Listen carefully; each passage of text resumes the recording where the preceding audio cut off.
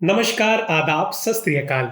मैं आपका दोस्त दिव्यांशु कक्कड़ आ गया हूं एक बार फिर से आपका फेवरेट पॉडकास्ट लेकर जिसका नाम है क्रेजी फॉर संगीत।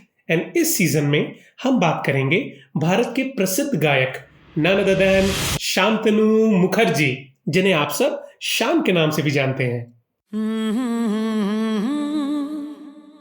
ला ला ला ला ला हे यहाँ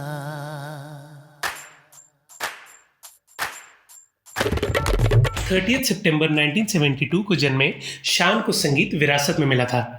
इनके ग्रैंडफादर जहर मुखर्जी वेस्ट बंगाल के एक बहुत ही फेमस ठुमरी सिंगर और लिरिसिस्ट थे। इनके फादर मानस मुखर्जी एक बहुत ही फेमस म्यूजिक डायरेक्टर थे, जिन्होंने आशाताई और किशोरदा के साथ कई बार काम किया था। शान सिर्फ 13 वर्ष के थे जब उनके सर से पिता का साया छिन गया था। शान बताते हैं कि बचपन से ही उनके घर में बड़ा म्यूजिकल सा माहौल रहा है, क्योंकि उनके फादर एक म्यूजिकल डायरेक्टर थे। तो बचपन से ही उनके घर बड़े बड़े सिंगर्स जैसे कि उदित जी, अनुराधा जी और भी कई बड़े सिंगर्स का आना जाना लगा रहता था। मात्र 4.5-5 साल की उम्र में उन्होंने अपनी मदर सोनाली मुखर्जी और सिस्टर सागरिका के साथ एक बंगाली एल्बम में गाया, जिसके डायरेक्टर उनके फादर ही थे।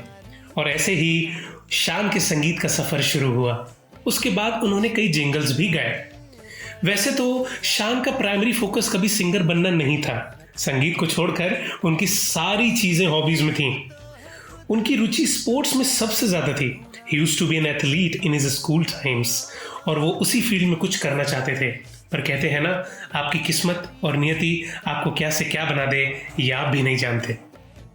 शान दा के फादर साहब के गुजर जाने के बाद उनकी मदर सोनाली मुखर्जी ने अमिताभ बच्चन जी के साथ स्टेज टूर पर गाने गाकर अपने बच्चों का पालन पोषण किया। कुछ समय बाद 1989 में आई अनिल कपूर की मूवी परिंदा में शान sang a singular line in the song कितनी है प्यारी प्यारी दोस्ती हमारी।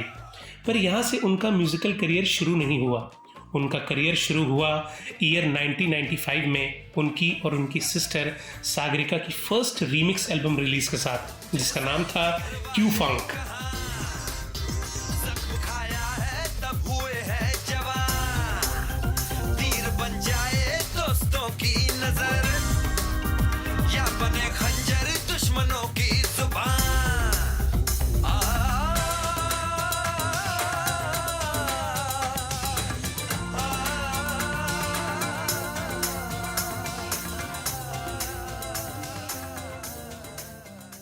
और इसी के साथ दोस्तों, मैं दिव्यांशु कक्कड़ आपसे अलविदा कहना चाहूंगा।